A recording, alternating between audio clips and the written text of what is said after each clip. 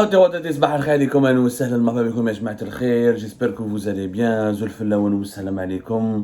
Nous sommes le vendredi 13 octobre 2023. C'est un vendredi 13, c'est un vendredi 13 dans l'imaginaire occidental, notamment français, dans cette superstition occidentale. C'est un jour auquel il faut faire face auquel il faut faire très attention. Il peut y avoir des mauvaises nouvelles. Nous allons commencer cette journée loin de toute superstition. Nous sommes très rationnels, très raisonnables, très posés. Nous allons analyser ensemble ce qui vient de se réaliser et que nous avions déjà prévu. Voilà.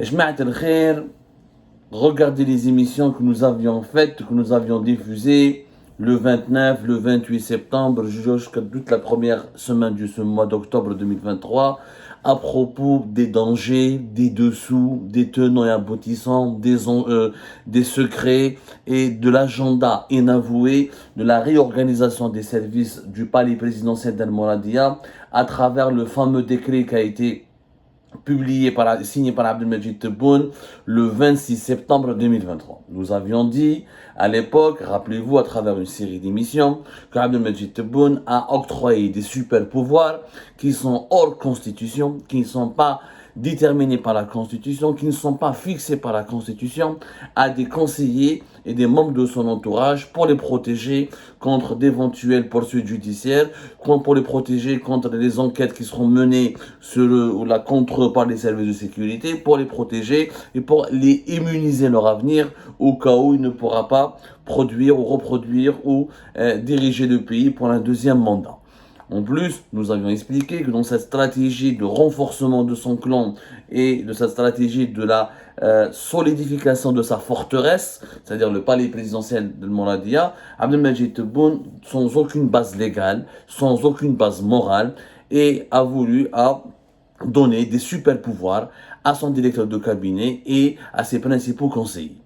Personne n'a voulu nous croire. Aujourd'hui, depuis hier, la vérité a éclaté au grand jour, puisque le journal officiel numéro 65 du 11 octobre 2023 contient un certain nombre de décrets présidentiels qui ont été signés entre le 9 octobre et le 26 septembre 2023, c'est-à-dire que le jour même où Abdelmajid Tebboune a élaboré ce fameux décret le 26 septembre 2023 dans lequel il donne des super pouvoirs et des privilèges non constitutionnels à des conseillers et à des membres de son entourage. Je rappelle non constitutionnels. Il faut savoir que certaines prérogatives, que les prérogatives les plus sensibles d'un État correspondent à des fonctions qui sont déterminées, clarifiées et décrites dans la Constitution qui est la loi fondamentale. Tous les pays du monde, à l'exception de quelques pays qui ont des contextes politiques et historiques différents, précisent dans la loi fondamentale, dans leur Constitution, la de Stour, ils disent هاوليك الصلاحيات الحساسه وشكون يقدر يستعمل هذه الصلاحيات. Est-ce que c'est le président de la République? Est-ce que c'est l'état-major de l'armée? Est-ce que c'est le premier ministre? Est-ce que c'est le parlement? Est-ce que c'est le Sénat? Tout est expliqué. Aucune constitution au monde ne donne un pouvoir élargi, important à un conseiller. Le conseiller d'un chef d'État, même le conseiller d'un roi, même dans les monarchies, un conseiller, son pouvoir est limité. Il doit rester dans l'ombre, il doit juste orienter, suggérer, informer, conseiller, comme son nom l'indique, fournir des informations, des pistes de réflexion, proposer, il est dans la proposition. Il n'est pas là pour exercer un certain pouvoir, parce qu'il n'est pas élu, parce qu'il n'est pas été désigné, et parce qu'il n'est pas dépositaire d'une autorité légitime. Ce sujet il est très important. Un État est censé être dirigé qu'à travers des dirigeants qui sont dépositaires d'une autorité légitime. C'est-à-dire qu'il y a une loi, il y a des lois qui leur donnent le droit d'exercer un certain pouvoir. Le fameux décret numéro 23-331 du 26 septembre 2023 a donné des super pouvoirs de façon tout à fait illégale, puisque non constitutionnelle, aux membres de l'entourage d'Abdelmajid Tebboune. Rebelote, ce que nous avions prévu, ce que nous avions révélé et comment nous avons averti, tout ce que nous avions averti dans nos émissions, c'est finalement concrétisé, puisque Yashma'a, le dernier journal officiel le 11 octobre 2023, il y a une série de décrets. Il y a des décrets qui ont été signés le 9 octobre, il y a des décrets qui ont été signés le 26 septembre. Le jour même de l'élaboration du décret, on va appeler ça le décret maire, celui qui réorganise tous les services de la présidence. Que disent ces décrets? Dans ces décrets, Abdelmajid Tebboune donc limoge ou se débarrasse de certains de ses conseillers. Voilà.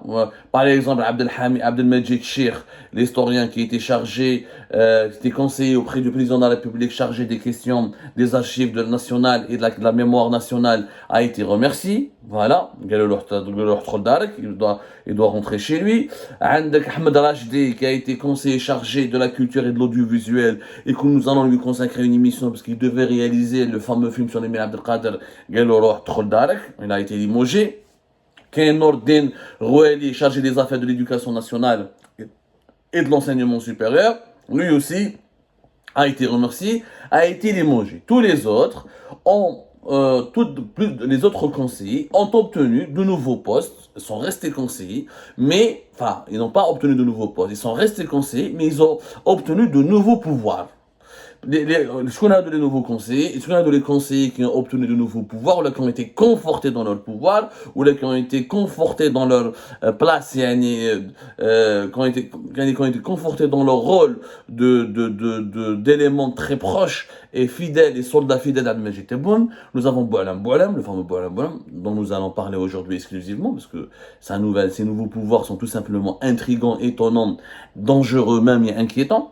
Boumediene Ben Atlo, Mohamed Chavir Mosbah, Mohamed Boukhari, Amin Mazouzi, il vient d'être nommé chargé de l'énergie, des questions d'énergie et de l'environnement. Kamer Zik, l'ex-ministre du Commerce, il vient d'être conforté et permanisé au niveau du palais présidentiel d'El Mouradia. Et on lui a donné la question de l'approvisionnement, du contrôle des importations et des exportations. Mohamed Saghir Saadawi, chargé de l'éducation.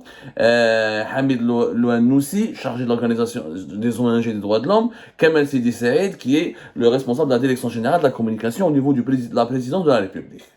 Bon, les noms, on va s'y intéresser l'un après l'autre. On va parler de leur parcours, de leur rôle, de leur connexion avec Abdelmajid Tebboune, de ce que Abdelmajid Tebboune leur a attribué comme mission par le passé, de ce qu'ils sont en train de faire en ce moment dans plusieurs émissions. Mais aujourd'hui, le cas le plus dangereux, on va dire, le plus inquiétant, et le plus qui est réellement on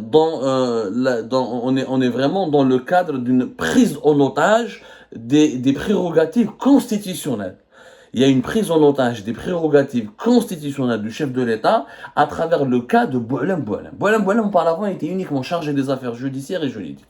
En tant qu'ancien magistrat, qui a travaillé au niveau de plusieurs tribunaux, qui a dirigé ensuite, qui a travaillé au niveau du ministère de la Justice, et qui a dirigé ensuite de 2015 fin 2015 à début 2019 le fameux organe chargé de la surveillance des écoutes téléphoniques, le fameux organe chargé de la surveillance des écoutes et des communications téléphoniques et électroniques, qui était placé à cette époque de Bouteflika sous le règne ou sous l'égide du ministère de la Justice. Lyon, de 2020, Boualem à 2023 était uniquement chargé des affaires juridiques et judiciaires, mais à la belle, comme nous avons beaucoup parlé de Boualem, il était réellement le bras droit, le cerveau opérationnel et l'abattement de Abdelmajid Tebboune. C'est lui qui est devenu le nouveau Saïd Bouteflika. Il s'occupait pas uniquement des affaires juridiques et judiciaires, il se mêlait de certains dossiers économiques, des dossiers sécuritaires, il assistait des fois, il préparait la réunion du Haut Conseil de sécurité, il voulait se mêler de certains dossiers qui relevait de la compétence de l'armée et des services secrets. Yani Adam Boualem, il est devenu vraiment le président bis de l'Algérie. On a plusieurs fois, comme on l'a dit hier, Abdelmajid Tebboune ne travaille réellement que 4 heures par jour. Celui qui vient au bureau à 8 heures au niveau du palais présidentiel et celui qui le quitte très tard dans la nuit, c'est Boualem. C'est lui qui s'occupe de tout l'agenda, de tous les dossiers d'Abdelmajid Tebboune, c'est lui qui le conseille, la composition du gouvernement, les dossiers judiciaires, l'emprisonnement des opposants, des personnalités nationales, des ex-dirigeants du régime de Bouteflika. C'est réellement le bras droit d'Abdelmajid Tebboune. Bon. Jusque-là, il était chargé des affaires juridiques et judiciaires. Sur le plan légal, même si, jusque-là, il dépassait ce cadre-là, parce qu'un chargé des questions judiciaires et juridiques, juridique, ça veut dire quoi? Ça veut dire qu'il conseille. Encore une fois, un conseiller, il est là pour conseiller, pour accompagner, pour orienter, pour proposer. Sauf que Boualem, c'est lui qui manipule le ministre de la Justice, c'est lui qui a appelé les juges, les présidents de cour, c'est lui qui coordonnait avec le secrétaire général du ministre de la Justice. Ensuite, Sonatrach, c'est lui qui était le parrain de Toufik Hakka, le PDG de Sonatrach. Il intervenait dans les passations de certains contrats, il recommandait certaines personnes, il luttait ou il dégommait d'autres personnes. Quand il a tissé des liens, il travail dans les services secrets, il faisait des réunions avec les patrons, avec les responsables, les principaux directeurs dans les services secrets. C'est lui qui se mêlait ensuite de certaines questions économiques qui relevaient du ministère des Finances et du ministère du Commerce. يعني خلاص ويل est devenu صامت كما قال لك بحال واش نقولوا في الجزائر يقول لك ما تكثر على الملوك حتى يملوك c'est-à-dire il est devenu une sorte de bouffon du roi mais qui fait tout au nom du roi et que le roi lui a délégué tous les pouvoirs. Majid Tebboune a tout délégué Boualem.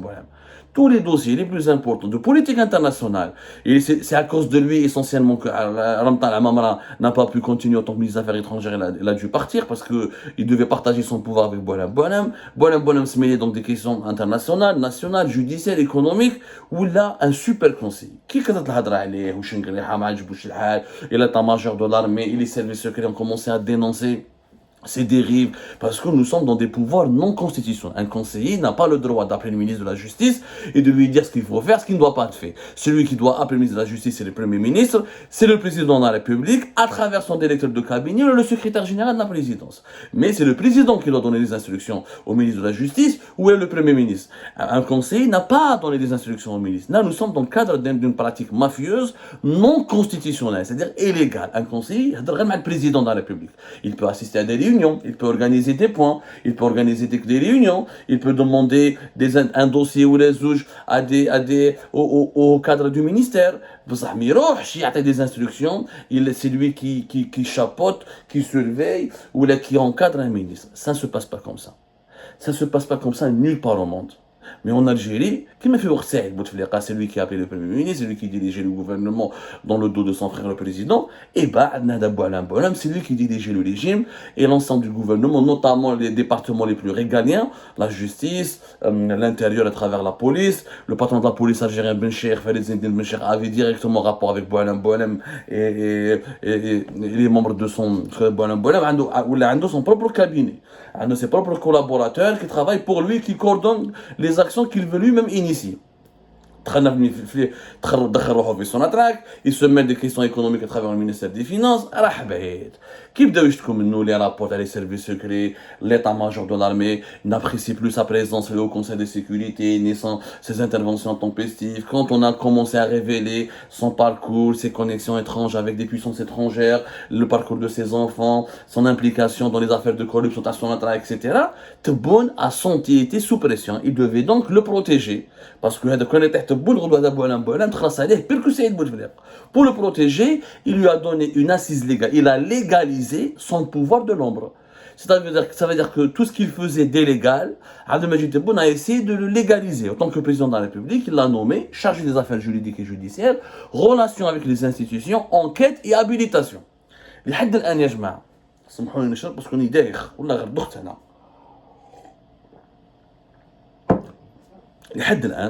Je n'ai jamais vu un État dans le monde où il y a un conseiller qui est chargé des relations avec les institutions, enquête et habilitation. Je vous la formulation. Chargé des affaires judiciaires et juridiques, relations avec les institutions, enquête et habilitation. Où je décrète un conseiller de la présidence dans les enquêtes et les habilitations. C'est une formulation hyper dangereuse. Nous sommes dans l'illégalité la plus absolue. Nous sommes hors constitution, hors toute éthique politique. Allez, relation avec les institutions. D'abord, un conseiller n'est pas légalement, comme le Destour, il est clair. Celui qui a des relations avec les institutions, c'est le gouvernement, c'est le Parlement, c'est le Sénat, le président de la République et l'armée nationale et populaire. Qu'est-ce qu'un conseiller à nous? Les institutions ne sont pas précisées. On m'a dit que l'enquête et habilitation, ça veut dire les institutions sécuritaires. Je connais les enquêtes et les habilitations, c'est essentiellement les services de sécurité. Je connais les premiers spécialisés et les services de sécurité qui sont réellement, qui ont les compétences les plus élargies pour faire des enquêtes d'habilitation et des enquêtes approfondies.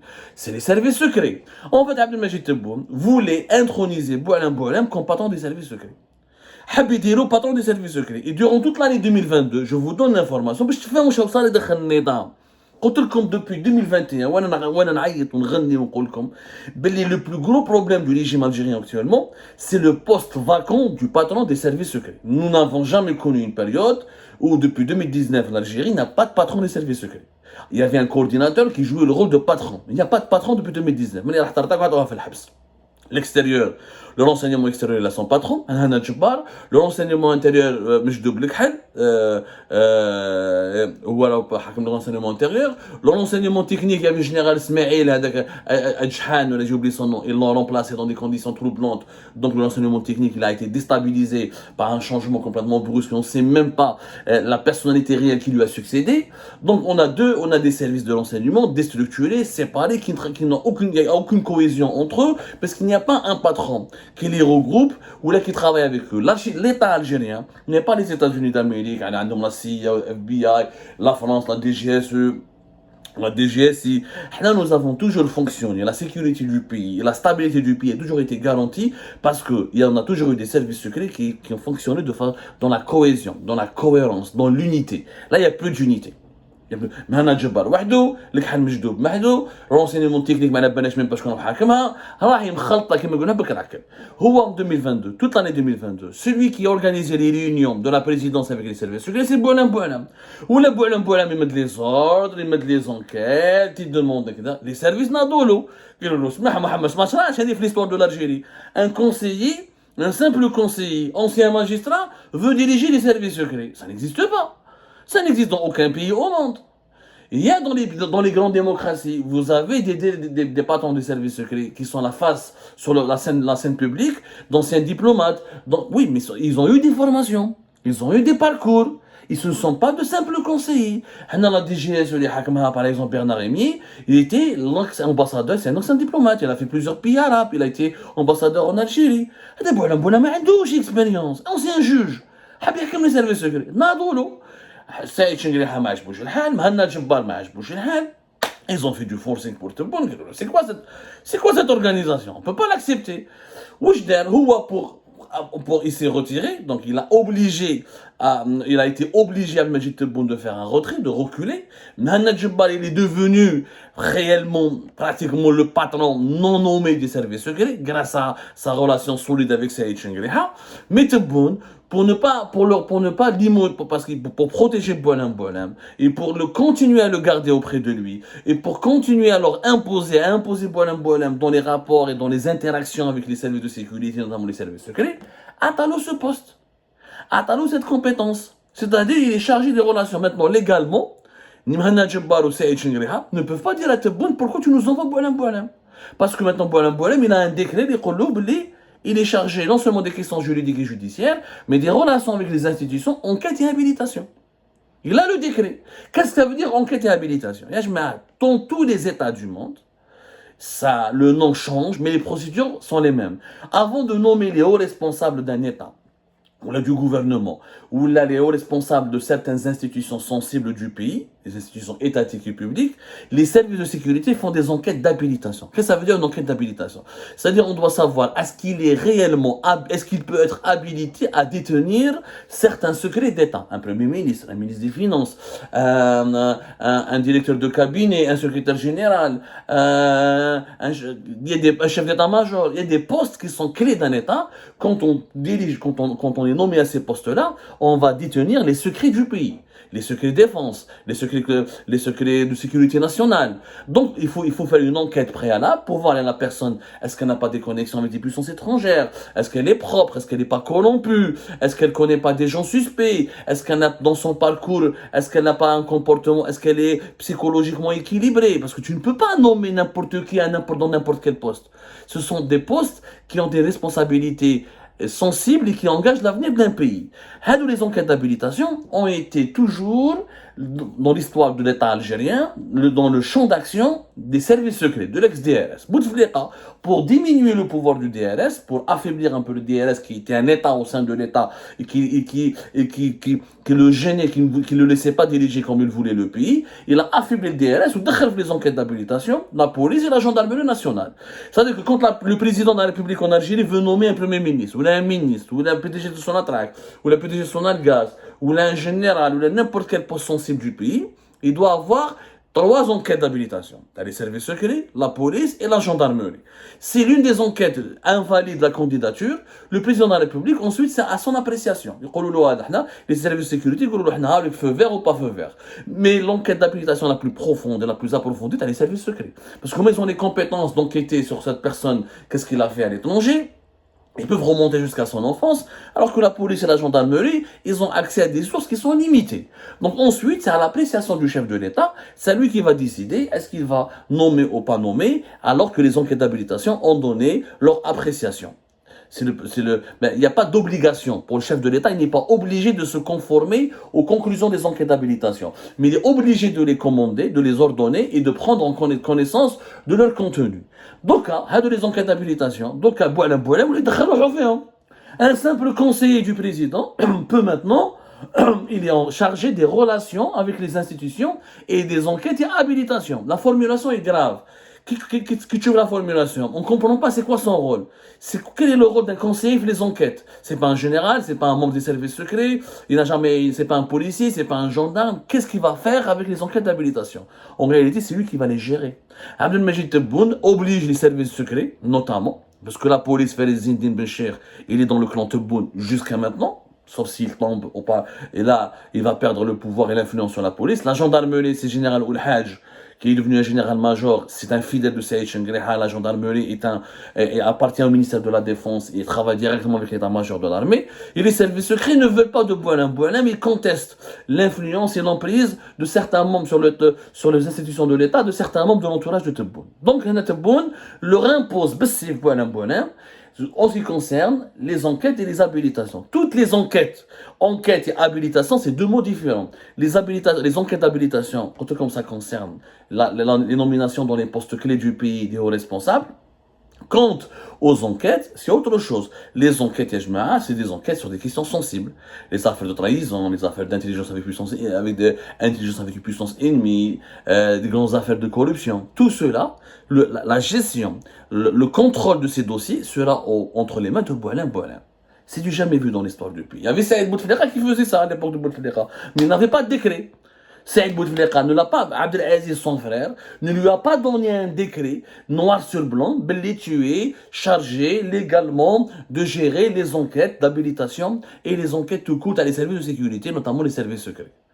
Parce que les dossiers les plus sensibles du pays sont entre les mains des services secrets. En fait, Abdelmajid Tebboune essaie de se contrecarrer, le pouvoir de Saïd Chengreha de Mohamed Jabbar en leur disant ok, vous n'acceptez pas que Boualem soit le patron des services secrets, un patron déguisé. Et ben là, moi, je vous l'impose comme votre seul interlocuteur au sein de la présidence. Et je vous assure que cette nomination va causer beaucoup de problèmes. Elle va causer problème parce qu'elle est illégale. Constitutionnellement, un conseiller n'a pas le droit de voir ce qu'il y a dans une enquête d'habilitation. C'est le président qui est le chef de l'État à travers son directeur de cabinet ou là son secrétaire général, les services secrets me donnent un dossier, ou le dossier est le président. Il y a le président qui peut le voir. Comment un conseiller va prendre connaissance des conclusions et va même gérer les enquêtes d'habilitation dans les services secrets ou là à la gendarmerie nationale ou même à la police, c'est quand même grave. C'est une violation des secrets défense. Il va accéder aux secrets défense du pays. Il va accéder à tous les secrets de l'État. Alors que constitutionnellement parlant, il n'a pas le droit. Celui qui est censé connaître, ceux qui sont censés connaître les secrets les plus sensibles du pays, c'est le chef d'état-major, c'est le président de la République, le premier ministre, dans certaines mesures, le président du Sénat, le Conseil de la Nation, le président du Parlement, dans certaines mesures. Il y a encore. Dans certains cas, il n'y a que l'armée et le président. Ou la classe, tous les secrets du pays, il va accéder à tous les secrets du pays. C'est une configuration hyper dangereuse. Abdelmajid Tebboune va à tout prix que Boualem reste au pouvoir. Il va à tout prix terminer le mandat présidentiel avec Boualem et préparer son deuxième mandat avec Boualem. Il va à tout prix contrôler les services secrets et tous les services de sécurité et les domestiquer en nommant à leur tête, en confiant leur contrôle à son bras droit, son plus fidèle conseiller, Boualem. Ça va inaugurer d'une grave crise institutionnelle. Parce que les services de sécurité ne vont pas l'accepter. Il va y avoir des manœuvres, il va y avoir d'autres guerres de clans, il va y avoir beaucoup d'instabilité. Et surtout ce Boualem, je vous le rappelle, nous avons fait. Si, Kanharf 2019, il a demandé un visa étudiant. Il a traité avec les Français, Boualem. Qui n'a rien fait Algérie part. Sans dire, il voulait faire le visa étudiant en France. Ça veut dire quoi? Ça veut dire qu'il voulait fuir et qu'il voulait négocier avec les Français pour s'installer en France. Donc, il a les secrets du pays. Donc, il a les secrets de l'Algérie. Et il a les Français, il les Allemands, il n'importe qui. ما بقاش دولة في الجزائر خلاص ما بقاتش يعني الدولة الجزائرية ولات محلولة براتيكمون خلاص ما نهم سي با لا بان d'avoir peur du Maroc des Marocains ou des Israéliens ها Boualem وحده il va accéder à tous les c'est lui le coffre-fort du pays, il peut prendre le coffre-fort et partir le plus légalement possible alors que ses pouvoirs, son rôle, sa fonction ne sont pas constitutionnels. Nous reviendrons sur ce sujet avec d'autres révélations très détaillées dans nos prochaines émissions.